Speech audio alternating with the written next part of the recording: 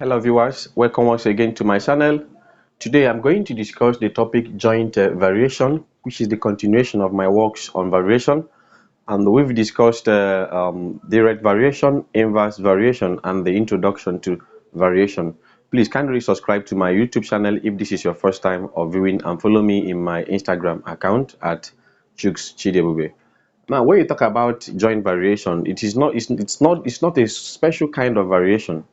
It's not so special. There is no type of variation called joint variation, but we gave it this name joint variation in the sense that we are bringing two direct variation together, or two inverse variation together, or a mixture of inverse and direct variation.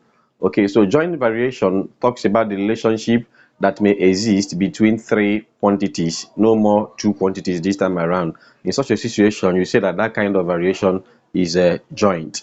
So look at this question here. It says that m varies directly as n and inversely as the square of p. Now, m varies directly as n. This is the representation. Okay. Also, the same m is varying inversely as the square of p. So you can say right again that m varies inversely as the square of p. Look at what we mean by square of p. And this is how you denote inverse variation. Okay, so this is m and this is also m. Hence, I can write that m varies as n multiplied by 1 over p squared. Okay, this is just the joint, trying to join n, which is direct, and p squared, which is inverse or indirect variation. When I do that, I'll have that m varies directly as n and inversely as p squared. Inverse means that it is below here, while the red means it is in the same line with your m.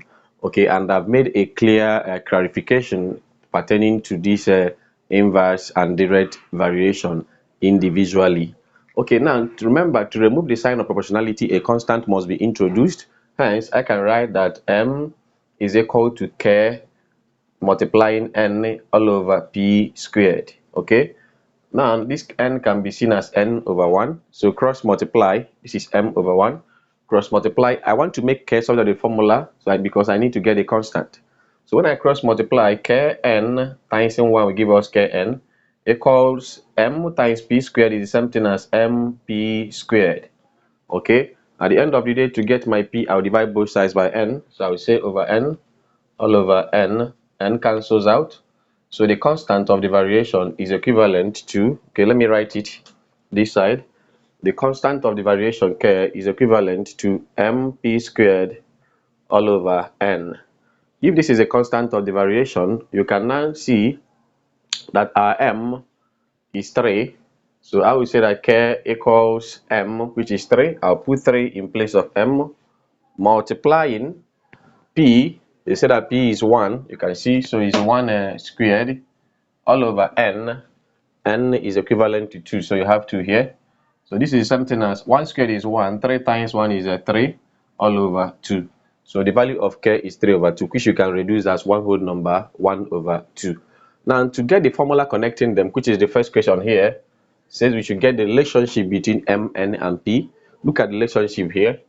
M equals k times n over p squared. This is just the relationship between them. But you've seen that your k is 3 over 2. So I will now put k as 3 over 2 here. Hence, I can have that m becomes 3 over 2 multiplying n all over p squared. Although from here, you see that m equals 3 times n will give us 3n all over 2 times p squared is just 2p squared. This is the answer to the first question A. So for question B, which says we should find the value of m when n is 15. So m will now be 3 times n is 15 all over 2 here times my p. P is already 3, so it's going to be 3 squared. This is something as 3 times 15 is 45 all over 2 times 3 squared is 9. All right. So now 9 here is 1, 9 here is 5.